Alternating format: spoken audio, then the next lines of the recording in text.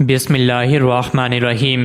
السلام علیکم۔ روزانہ واقعات سننے کے لیے اس چینل کو سبسکرائب کریں۔ حضرت موسیٰ علیہ السلام سے ایک آدمی نے درخواست کی کہ اسے جانوروں کی زبان سکھا دیں تاکہ وہ ان کی باہمی گفتگو سمجھ سکے۔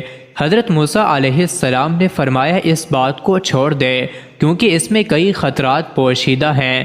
وہ شخص عرض کرنے لگا، آپ علیہ السلام اللہ تعالیٰ کے نائب ہیں، میری گزارش قبول فرمائیں۔ حضرت موسیٰ علیہ السلام نے فرمایا، یہ نہ ہو کل تو پچھتائے، کیونکہ تو نہیں جانتا تیرے لیے کون سی چیز بہتر ہے اور کون سی نقصان دہ ہے۔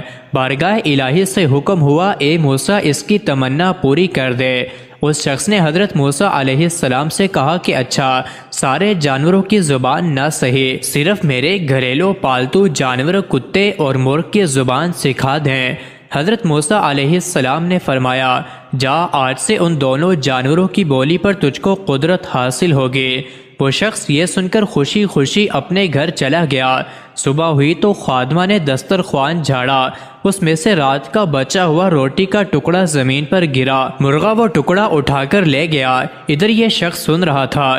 کتے نے مرغے سے کہا، اے دوست، تو دانہ تنکا کھا کر بھی اپنا پیٹ بھر لے گا، اگر روٹی کا ٹکڑا مجھے دے دے تو میرا گزر بسر چل جائے گا۔ مرغ نے کہا، میاں صبر کرو، خدا تجھے بھی دے گا، کل ہمارے مالک کا گھوڑا مر جائے گا، تم پیٹ بھر کر کھائیو۔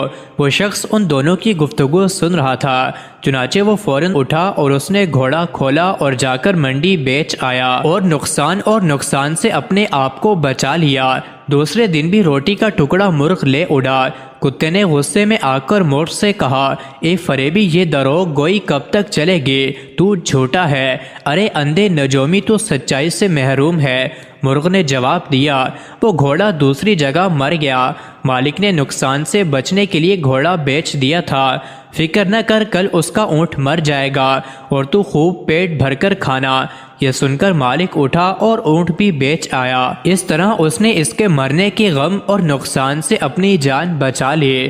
تیسرے دن بھی ایسا ہی واقعہ پیش آیا تو کتے نے مرغ سے کہا، ارے کمبخت، تو جھوٹوں کا بادشاہ ہے، آخر کب تک تو مجھے فریب دے گا؟ مرغ نے کہا، بھائی، اس میں میرا کوئی قصور نہیں، مالک نے اونٹ بیچ دیا اور اپنے آپ کو نقصان سے بچا لیا۔ مرغ نے کتے کو تسلی دیتے ہوئے کہا، فکر نہ کر، کل اس کا خچر مر جائے گا، اسے صرف کتے ہی کھا سکتے ہیں، تم بھی جی بھر کے کھانا۔ مالک نے جب یہ سنا تو اس نے خچر بھی فروخت کر دیا۔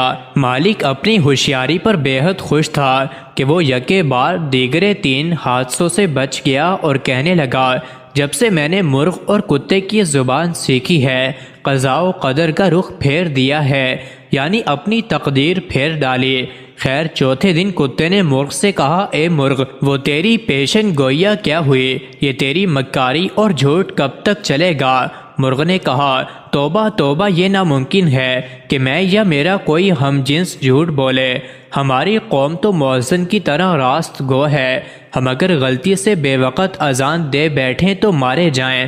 مالک نے اپنا مال تو بچا لیا ہے لیکن اپنا خون کر لیا۔ ایک نقصان 100 نقصانات کو دفع کرتا ہے۔ جسم اور مال کا نقصان جان کا صدقہ بن جاتا ہے۔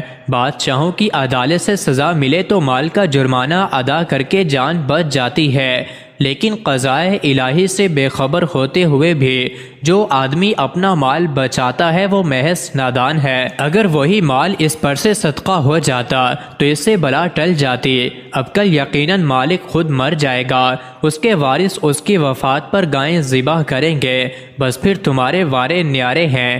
گھوڑے، اونٹ اور خچر کی موت اس نادان کی جان کا صدقہ تھا۔ وہ مال کے نقصان سے تو بچ گیا لیکن اپنی جان گنوا بیٹھا۔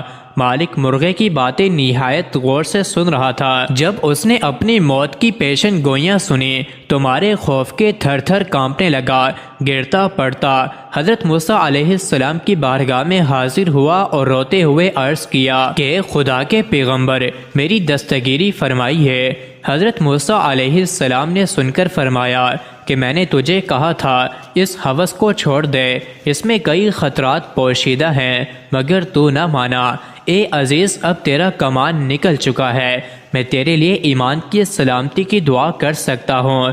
یہ سن کر اس نوجوان کی طبیعت دفعتاً بگڑ گئی اور وہ قے کرنے لگا۔ یہ اس کی موت کی علامت تھی۔